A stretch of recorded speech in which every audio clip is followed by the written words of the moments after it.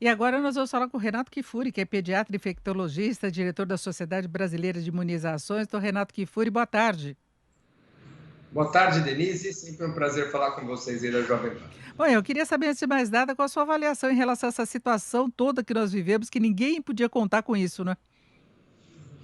Sem dúvida, houve a despeito da gente poder discutir se a norma, em termos sanitários, tem alguma efetividade, né? Porque você bloquear a fronteira só de 2, 3 países, quando a Delta já está circulando aqui, enfim, eu acho que a medida realmente ela não tem muita procedência, mas a medida é a lei que existe. Então, à medida que você desrespeita a lei, você tem que sofrer as punições. Eu acho que a Anvisa está corretíssima.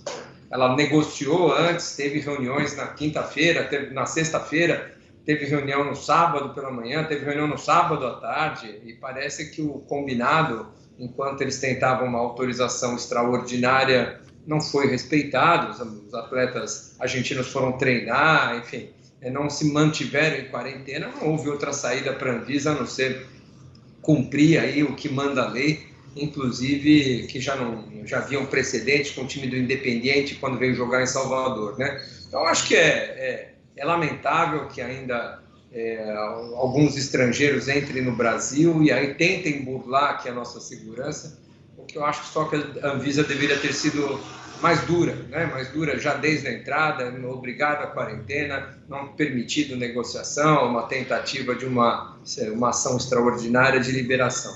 Mas, enfim, sofre o calendário, mas ganha o respeito às nossas instituições, ganha a seriedade com que as leis no Brasil devem ser cumpridas. Nesse lado, eu achei positiva a decisão da Anvisa. Agora, doutor Renato Kifuri, o senhor falava dessa questão da variante Delta, que já está em vários países, e o Brasil restringe o acesso de pessoas provenientes de poucos países, e nós temos internamente já, não é? Nós temos a variante Delta se espalhando. Há pouco nós falávamos da situação do Rio de Janeiro, que é das mais complicadas em relação a isso. Estamos num feriado vendo muitas aglomerações, teremos manifestações. O senhor vê riscos maiores em relação a isso? Porque, paralelamente, a vacinação continua avançando. Aqui em São Paulo, chegou a faixa etária dos 12 a 14 anos, né, em São Paulo, com vacinação da Pfizer, e já começou a imunização também, terceira dose, é reforço de imunização, o senhor já me corrigiu em relação a isso, para os mais idosos, não é? Então, estamos avançando com a vacinação. Como é que se coloca isso na balança? O risco de a variante Delta provocar uma nova onda e, ao mesmo tempo, a vacinação combatendo isso? Olha, eu acho que a magnitude dessa introdução da Delta ele é ainda questionável aqui no nosso país. A gente vai ter que esperar algumas semanas para observar qual vai ser o comportamento dessa onda provocada pela Delta. Em alguns países, essa onda atinge magnitudes expressivas, como foi Israel, como foi os Estados Unidos. Em outros países, menos, como tem sido no Chile, como tem sido no Reino Unido, como tem sido na Espanha. E a gente tenta explicar o que é que será que faz a entrada de uma variante como a Delta ter um impacto gigantesco em alguns países e um impacto menos expressivo em outros. Talvez algumas teorias para explicar isso, Denise, seja o intervalo entre as vacinas. Aqui a gente utilizou intervalos maiores entre a primeira e a segunda dose da Pfizer e da AstraZeneca. Isso parece proteger ou gerar uma imunidade final melhor. Talvez o tempo decorrido da vacinação, da introdução da Delta, Israel e Estados Unidos vacinaram primeiro e, consequentemente, já tem uma perda de proteção dessas vacinas. Talvez a concorrência com outras variantes, a Delta entrou em Israel e nos Estados Unidos sem, vamos dizer, sem nenhuma concorrente à altura, que ela enfrente a nossa Gama Plus, outras variantes circulantes aqui que competem com a Delta. Então, tem várias teorias para explicar, ou várias teorias para nos questionar em relação ao tamanho que o impacto da Delta vai trazer na nossa população. É claro que uma população cansada das medidas restritivas, cansada da máscara, se aglomerando num feriado de sol, viajando como a gente tem visto as estradas cheias, uma porcentagem de imunizados com 2 doses ainda insuficiente, e a Delta entrando é uma combinação extremamente perigosa. Eu acho que o momento é realmente de muita preocupação.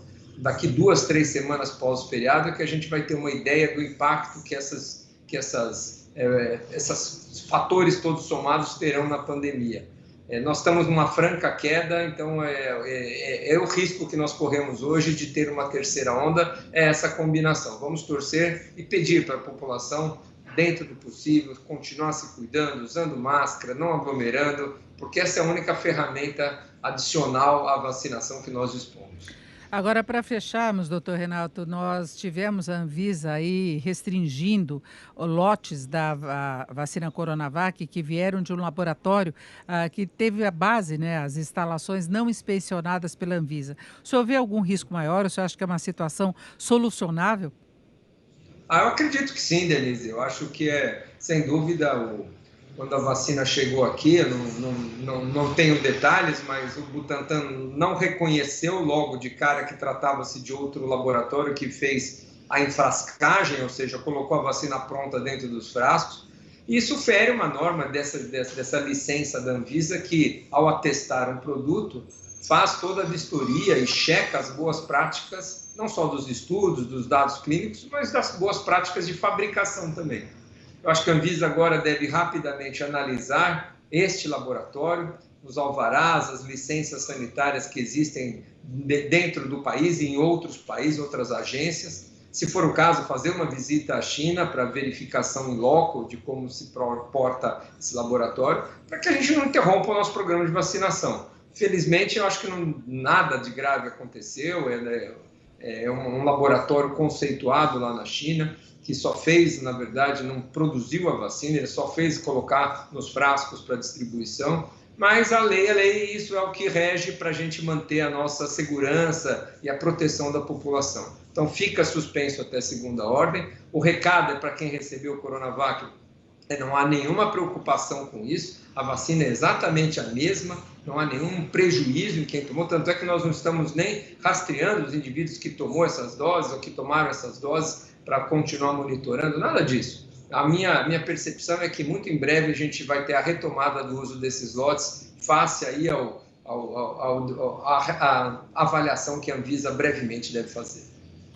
É isso, nós ouvimos o doutor Renato Kifuri, que é pediatra, infectologista, diretor da Sociedade Brasileira de Imunizações. Doutor Renato, mais uma vez, muito obrigada pela sua participação aqui na nossa programação. Uma boa tarde. Eu que agradeço, Denise, um ótimo feriado a você e aos ouvintes aí da PAN.